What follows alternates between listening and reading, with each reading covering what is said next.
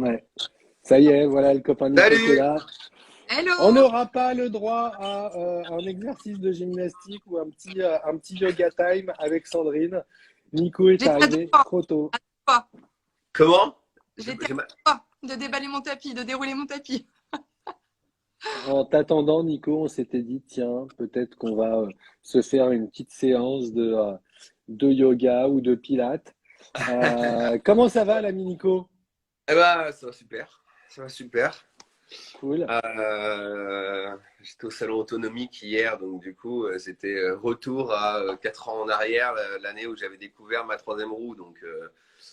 Et j'ai revu pas mal de copains d'Instagram, de Facebook que j'ai rencontrés pendant le voyage, avant le voyage et tout ça pour avoir des conseils. Et donc, c'était assez sympa. C'est sympa et le salon était vraiment très cool. Ouais, ouais, c'est clair. Moi, j'y étais mardi, j'y étais Ouais. avant-hier. Et c'est vrai, il y a des trucs assez dingues. On diffusera un peu de contenu, nous, sur Dux et sur Ali. Mais moi, je suis monté sur un gyrolift. Je sais pas si tu l'as vu, ce truc-là. C'est L'espèce de un fauteuil fauteuil à deux roues. Ouais. c'est ça, Fauteuil qui à deux bouge d'avant roues en et qui arrière. te verticalise. Ouais, oui, c'est pas. J'ai- Ah, qui te verticalise en plus. Ouais, qui te verticalise, mais version hyper sécurisée. Donc, vraiment intéressant comme truc parce que du coup, bah voilà, les gens qui sont debout à qui tu parles, bah, voilà, ils n'ont pas besoin de s'accroupir. Toi, tu te lèves tranquillou, c'est vachement sécure. Ça te permet de te verticaliser autant de fois dans la journée que tu veux. Et C'est très peu encombrant. c'est pas casse-gueule avec la FSH? Bah, en fait, moi, j'ai pas du tout trouvé parce que c'est plutôt light, tu vois, tu penches un petit peu le buste, tu penches un petit peu le buste en avant, en arrière. Quand tu te mets en verticalisateur, tu peux tout à fait mettre les béquilles électriques dans le sol, auquel cas tu bouges plus, tu vois. Mhm. Mais tu peux aussi très bien avancer, verticaliser, ce qui est assez incroyable. Mais je lâcherai une petite vidéo là sur Ami, sur Dux, et puis je te mentionnerai pour que tu jettes un coup d'œil. Nico, moi j'ai envie que tu nous dises rapidos dans quel état t'es après ces petits périples, et puis surtout si tu as si t'as peut-être des nouveaux projets en cours. Nous, ce qui nous intéresse chez les enfants de Dux et puis chez les amis FSH, c'est de voir un peu que le champ des possibles existe. Et c'est pour ça on voulait t'écouter aujourd'hui. Donc voilà, parole libre, on débat, on se pose toutes les questions dont on a envie, mais voilà. Toi, tu es parti pendant 2 mois, 3 mois, 4 mois, sur Pendant, tes euh, pendant 67 jours, ouais. 67 jours, donc 2 mois et demi, et puis tu as réalisé peut-être un peu l'impossible. Comment tu reviens là-dessus? J'ai réalisé un truc qui était assez fou, ouais, ouais, complètement. 67 jours de folie, de voyage tous les jours. 38 étapes, euh, 38 étapes sur la route. Donc, ce qui veut dire qu'en fait, le reste du temps, ben, c'était un peu des attentes à droite, à gauche pour me reposer, pour attendre du matériel, pour visiter une ville aussi, pour rencontrer des personnes. Voilà. Que dire 350 000 km, 350 000. Ça fait beaucoup quand même. 3500 km environ, parce que c'est pas complètement exact entre ce que me donne le GPS et ce que me donne le, le fauteuil, le compteur du fauteuil. Avec le recul, Nico, handicap, FSH, fauteuil, road trip, voilà, on est au mois d'octobre. Ouais, Qu'est-ce que t'en tires? bah, c'est Euh, carrément gérable. C'est ouais. carrément gérable, il n'y a aucun problème. Il n'y a aucun problème. En plus, ce que j'en retire, c'est l'aide des gens au final en permanence. Quoi que tu fasses, les gens, en fait, bon, alors, il faut savoir quand même qu'avec le fauteuil, avec ce fauteuil-là et cette troisième roue, bah, sur la route, tu passes pas inaperçu. Donc, du coup, les gens sont impressionnés. Hier, j'en discutais justement avec des gens au salon. En fait, le fauteuil, il a tout de suite un capital sympathie, en fait. Donc, à partir du moment où tu te balades avec ce fauteuil-là, les gens, en fait,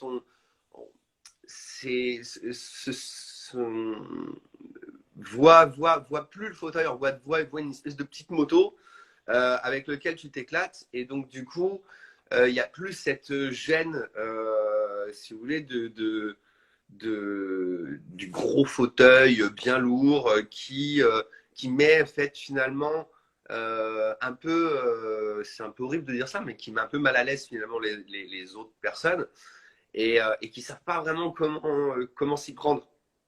Alors que quand j'arrive avec mon fauteuil, ma troisième roue, voilà, un énorme capital sympathie et les gens sont plus waouh, génial ta moto. Et puis en fait, ça commence en fait la discussion comme ça assez facilement. Ouais. Et voilà, et donc du Bon, coup, et en fait, ça lève un peu des barrières du fauteuil un peu classique. complètement, ça enlève des grandes barrières. En fait, les gens sont beaucoup plus à l'aise en fait d'un coup et ont plus du tout ce côté gênant qui pourrait y avoir si on était dans un autre fauteuil qui a pas super bonne réputation, faut le dire quand même quoi. C'est malheureusement il est hyper utile parce qu'il y a des gens qui peuvent pas faire autrement. Mais voilà, moi j'ai de la chance de pouvoir prendre celui-là et c'est vrai Et que tu sentis que les gens étaient curieux, en fait, c'est ça? les gens sont super curieux. Ouais, Ils ouais. à travers ça, et ensuite, hop, tu papotes et tu crées du lien et ça part, quoi. Oui, et puis on rigole. Moi, de toute façon, vous me connaissez, souvent je balance une petite vanne au tout début de la discussion et ça décrispe tout de suite la situation. Ouais. Quand je leur dis, voilà, il ne faut pas que le Téléthon le prenne mal, mais, mais je dis, bon, bah voilà, je fais mon tour de France, je fais un défi un peu personnel, un peu pour les autres, un peu pour la myopathie, un peu pour tout le monde. Euh, et je leur dis, bon, bah, ouais, c'est quand même un petit peu plus marrant que le Téléthon. Et quand je leur dis ça, généralement, ils sont morts de rire. Et ils me disent, ouais, ouais, bah, ouais, en effet, c'est vrai que c'est quand même plus rigolo que ce qu'on peut y voir dessus. Quoique ça commence à évoluer un petit peu de ce côté-là. Je trouve que depuis quelques années, c'est quand même un peu mieux. Mais, Moi, mais je l'ai voilà, vu, moi, je t'ai vu débarquer. On a été prendre une bière ensemble il y a ouais, quelques semaines et je t'ai vu débarquer avec ton fauteuil. C'est Klaxon Click, c'est ça? ouais, c'est Klaxon Click, c'est Ok. le Monster de Klaxon. C'est le modèle Monster de Et chez Klaxon Click. c'est vrai que tu passes pas du tout inaperçu. Déjà, sans te parler, les gens te regardent. Et puis ensuite, si on est posé, enfin nous on était posé en terrasse avec une bière, en 2 secondes, et la serveuse, et le serveur, et la table d'à côté, c'était réglé. Donc Ouais. effectivement, il y a un esprit fauteuil un peu particulier. Je pense que, enfin, tu m'avais dit aussi la bienveillance des gens naturels, c'est-à-dire voilà, il se passe un truc avec un mec inédit, dans une situation inédite. Donc les gens sont contents, sont heureux, sont à l'écoute, sont bienveillants, etc. Moi, je veux juste revenir sur un truc. Tu disais l'image qu'on renvoie, les gens qui nous aident. Euh, t'es là avec une communauté d'enfants FSH et une communauté d'adultes FSH, donc des gens qui ont la même pathologie que toi et qui sont parfois isolés, parfois un peu bad, voilà, etc. Quel message tu pourrais là aujourd'hui dire à ces gens-là à travers l'expérience que tu as eue, que ce soit pour les kids ou que ce soit pour les plus âgés? Pour les kids, si vous avez des rêves,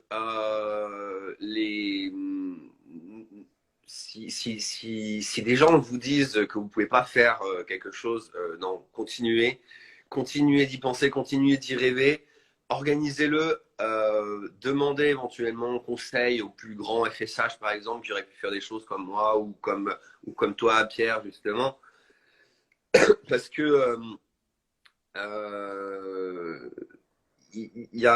tu peux tout faire. Tu peux clairement tout faire.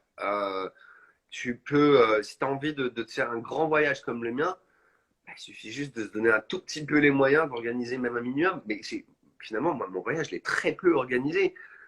Oui, j'ai trouvé un sponsor pour m'aider à rouler. Il y avait vous aussi à Ami FSH qui m'avait aussi soutenu. Et puis mentalement, en fait, j'étais tout le temps soutenu euh, par la famille, par les amis, par même des gens que je connaissais pas qui tous les jours me soutenaient dessus. Euh, Clairement, si vous avez un rêve, faites-le. Tu peux tout faire. Tu peux vraiment tout faire. Si tu as envie de rouler un petit peu, bon, bah, tu le fais à ta manière. Si tu peux faire que 10 km par jour, par exemple, ou si tu peux faire que 2 tractions, ou si tu peux marcher que 100 mètres, bah, fais-le et tu verras arriver au bout. En fait, tu vas être super content. Tu vas être hyper fier de toi. Et il n'y a rien de mieux finalement que d'être fier de soi. Parce que à partir du moment où tu fais ce petit truc de plus euh, que tu n'as pas l'habitude de faire, une fois que tu l'as dépassé, derrière, tu te sens pousser des ailes, quoi. Ouais, tu as accompli un truc. Tu t'es dit, tiens, je vais faire ça, Voilà. et tu l'as fait, et Ouais, donc ça t'accomplit, quoi.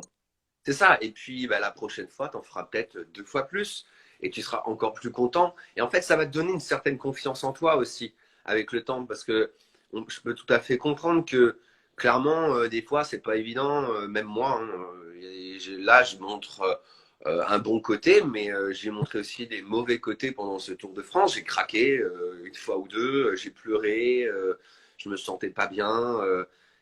Il faut juste accepter toutes les émotions qu'on peut avoir et accepter que parfois, bah, on ne va pas réussir à faire un truc, mais on va avoir la petite aide à droite, à gauche, qui va faire que du coup, finalement, ce sera plus quelque chose de négatif, mais ce sera tourné complètement positivement et voilà. Et Et oui. justement, Nico, est-ce que tu peux juste nous dire ce qui t'a donné envie de te lancer dans un projet un peu fou comme ça quand même? Bah, le goût de l'aventure que j'avais depuis que j'étais tout petit, en fait. Euh, J'avais l'habitude déjà de partir en stop comme ça depuis plusieurs années. Quand j'étais petit, on partait beaucoup en camping-car avec mes parents et mes frères et sœurs. Et en fait, j'ai eu le malheur, entre guillemets, de prendre une voiture quand j'ai eu une vingtaine d'années. Et en fait, cette voiture, bon, elle était très pratique, mais je voyageais, mais en voiture. Je voyageais plus à pied, je voyageais plus en stop. Et donc, du coup, c'est ça qui me manquait clairement. Et puis, donc voilà, il y avait un peu retrouvé ce que je faisais un petit peu avant. Et en même temps, ouais, je sais pas, j'avais envie de faire quelque chose de dingue, un peu, quoi. J'avais juste envie de me surpasser et de prouver à moi-même, surtout en premier et ensuite aux autres, que je pouvais faire quelque chose auquel beaucoup de gens pensaient que je n'arriverais pas à le faire. Et, je- Beaucoup de gens qui pensaient que j'allais faire 500 kilomètres et c'est tout, quoi. et est-ce que tu avais des craintes, honnêtement, enfin, avant de te lancer? Est-ce que tu avais des peurs? Est-ce que tu Ah avais oui, des études oui. sur... Alors, c'était surtout des craintes techniques. J'avais peur de crever. Alors, crever quand on est en fauteuil roulant, clairement, c'est pas la chose qu'on a envie d'avoir. Donc, ouais, c'était surtout des craintes techniques. Pas au niveau du voyage lui-même en tant que tel. J'avais hâte de partir. Mais là, je sais plus, j'en discutais ensemble, Pierre, il n'y a pas si longtemps. J'avais une semaine avant de partir, j'étais en panique, vraiment en panique. Et ce qui m'a donné la force de partir, parce que un jour avant, 2 jours avant, ouais, j'avais plus du tout envie de partir. J'étais, mais qu'est-ce que je suis en train de faire? Et Dans quelle galère je suis en train de me coller. ah non, mais complètement, j'étais vraiment en train de me dire, mais pourquoi? Pourquoi je me Et suis lancé ça? tu parlais à tes proches? Est-ce que les gens te boostaient, ils croyaient, ou, Ah ben, inquiets, ou comment tu as été accompagné en amont? c'est pas compliqué. Je me souviens 5 jours, 4-5 jours avant. J'envoie un message, parce que bon, avec ma mère, on est très proches, avec mes parents, on est très proches. Et c'est avec elle que je partais quand on partait en vacances, quand on était petit. Et donc, je lui dis, bon, j'envoie un message, j'ai fait maman, ouais, j'ai 36 ans, hein, je sais, mais j'ai toujours besoin d'un maman. Normal, classique. Je lui envoie un message, je lui dis, maman, je suis en panique là. J'étais vraiment dans un moment de panique. Genre, mais qu'est-ce que. Je sais pas. Et si je m'arrive ceci, et si il m'arrive cela, et si je crève, et si je tombe, et si j'arrive pas à me relever. Voilà. Et puis en fait, c'était plein de questions auxquelles j'avais déjà la réponse. Donc j'ai pris un peu, j'ai pris un peu les devants parce que si je tombe, bah, j'ai ma montre connectée qui fait que du coup, si je tombe par terre, bah, elle appelle automatiquement les urgences, j'ai rien besoin de faire. Ok. Si je crève, j'ai ma bombe anti-crevaison. Toutes ces questions, j'avais déjà toutes les réponses. Mais j'avais C'est juste, juste besoin. t'avais un flip soudain, inexpliqué, quoi. C'est ça, c'est ça. Et puis finalement, bah, maman m'avait dit, je me dis, mais c'est hors de question, tu te barres et tu y vas. Et maintenant, t'arrêtes tes bêtises, Ah, quoi. Yeah, mais oui, Comme quand tu as 10 ans et que tu veux pas aller en classe verte, quoi. mais oui, Euh, faut y aller. Si tu t'es jeté c'est un peu la dedans, même chose. Mais c'était la meilleure solution. je dis ma mère, mais c'est mes amis, c'était pareil. Tous mes très bons amis, ils m'ont tous hyper encouragé avant. Euh, ils m'ont tous. Ouais, je vais finir par pleurer, moi, si je continue à dire ça. Bah oui, mais c'est bien. Libérer les émotions, on a dit. Ouais, non, mais oui, je suis un hyper émotif. Oui, oui, clairement. Donc, je lâche tout et je cache rien, moi, de toute manière. Mais, euh, mais voilà, j'étais extrêmement bien soutenu. Et dans ce genre de projet-là, quand on est un hyper émotif et quand on a un, un- un projet aussi gros, mais qu'on a quand même bien préparé, être entouré par de bons amis, par la famille, par des assos ou quoi que ce soit, ça fait du bien, ça permet un peu de remettre du baume au cœur de temps en temps, dans un petit coup Ouais. de mou, voilà. Je me souviens pendant le voyage, Sandrine, tu m'avais appelé, on est resté. Je me souviens, je t'ai dit, bon, alors excuse-moi, là on est sous la pluie, on n'en peut plus.